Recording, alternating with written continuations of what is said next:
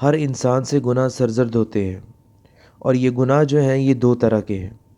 ایک تو وہ گناہ ہے جس کا تعلق اللہ کے ساتھ ہے، اور دوسرا وہ گناہ ہوتے ہیں جس کا تعلق کسی دوسرے انسان کے ساتھ ہوتا ہے۔ اور اگر کسی گناہ کا تعلق اللہ کے ساتھ ہو تو اس کے لیے 3 شرطیں جو ہیں اس کی توبہ کے لیے ضروری ہیں۔ ایک تو یہ کہ وہ گناہ سے باز آئے، دوسری شرط توبہ کے لیے یہ ہے کہ وہ گناہ پر نادم ہو، اور تیسری یہ ہے کہ وہ عزم کرے پھر کبھی بھی اس گناہ میں مبتلا نہ ہوگا۔ اگر ان 3 میں سے کسی ایک کا بھی فقدان ہوگا تو وہ توبہ صحیح توبہ تصور نہیں کی جائے گی۔ اور اگر گناہ کا تعلق کسی آدمی کے ساتھ ہے تو اس کے لیے 4 شرطیں ہونا ضروری ہیں۔ پہلی 3 تو وہی ہیں، نمبر 1 کہ وہ گناہ سے باز آئے، دوسری یہ کہ وہ اپنے گناہ پر نادم ہو، اور تیسرا یہ کہ وہ عزم کرے، ارادہ کرے کہ وہ دوبارہ کبھی گناہ نہیں کرے گا۔ البتہ چوتھی شرط جو ہے اس میں ایک اور شامل ہو جاتی ہے، وہ یہ کہ اگر اس نے کسی کا مال کھایا ہے تو وہ مال واپس کرے، اگر اس نے تہمت لگائی ہے اس کے اوپر تو اس سے وہ جا کر معافی مانگے، اور اس کے علاوہ اگر اس نے غیبت کی ہے تو اس حوالے سے بھی اس سے وہ معافی کا طلبگار ہو۔ تو یہ جو گناہ انسان کرتا ہے اگر اس کا تعلق کسی دوسرے انسان کے ساتھ ہے تو اس کے لیے ایک شرط میں اضافہ ہو جاتا ہے۔ اسی چیز کو تو اللہ تعالیٰ نے قرآن پاک میں کچھ یوں کہا ہے، یا ایہا الذین آمنوا توبوا الی اللہ توبۃ نصوحا، کہ مومنو خدا کے آگے صاف دل سے توبہ کرو، یعنی کہ توبۃ نصوحا۔ جو توبۃ نصوح ہے وہ بیسیکلی یہی چیز ہے۔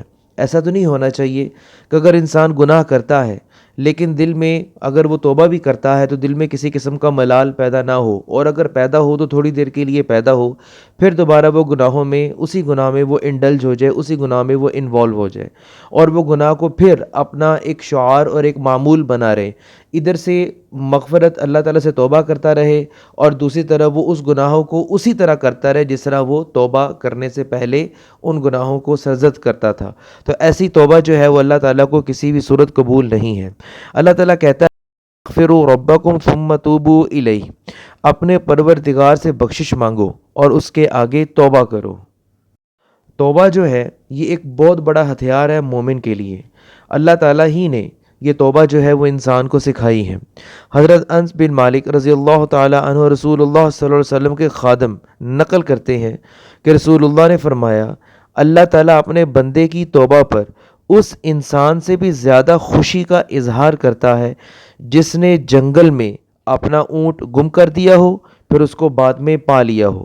کہ جس طرح اس شخص کو اونٹ کے گمنے پر اور دوبارہ اس اونٹ کے ملنے پر جو خوشی ہوگی گمنے کے بعد، اس سے زیادہ خوشی جو ہے وہ اللہ تعالیٰ کو اپنے بندے پر ہوتی ہے کہ جب اس کا بندہ جو گناہوں سے توبہ کر کے اپنے پروردگار کی طرف وہ لوٹ جاتا ہے اور مضبوط ارادہ کرتا ہے کہ دوبارہ کبھی بھی وہ اس گناہ میں مبتلا نہیں ہوگا، اور اللہ تعالیٰ کے احکامات کی پوری جو ہے وہ پیروی کرے گا۔ اسی طرح ایک اور حدیث میں آپ صلی اللہ علیہ وسلم نے فرمایا، اے لوگو، اللہ کی بارگاہ میں توبہ کرو اور اس سے مغفرت طلب کرو، میں روزانہ 100 بار توبہ کرتا ہوں۔ اسی طرح جب حضرت آدم علیہ السلام سے خطا سرزد ہوئی تھی تو اللہ تعالیٰ نے ان کو پہلی چیز کیا سکھائی تھی؟ اللہ تعالیٰ نے ان کو توبہ کرنا ہی سکھایا تھا، اور ان کو دعا سکھائی تھی، ربنا ظلمنا انفسنا وان لم تغفر لنا وترحمنا لنکونن من الخاسرین۔ یقیناً جو انسان جو ہے خطا کر بیٹھتا ہے یا گناہ کر بیٹھتا ہے تو وہ جو ہے وہ پھر خسارے میں ہی ہوتا ہے۔ تو اللہ تعالیٰ نے یہ جو دعا سکھائی ہے یہ اللہ تعالیٰ کا ہم پر بہت بڑا احسان ہے۔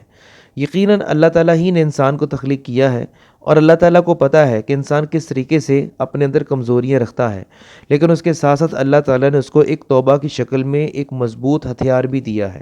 تو ہمارا یہ فرض ہے کہ ہم ہر وقت اللہ تعالیٰ سے بخشش طلب کرتے رہیں اور اس سے ہر وقت توبہ کرتے رہیں۔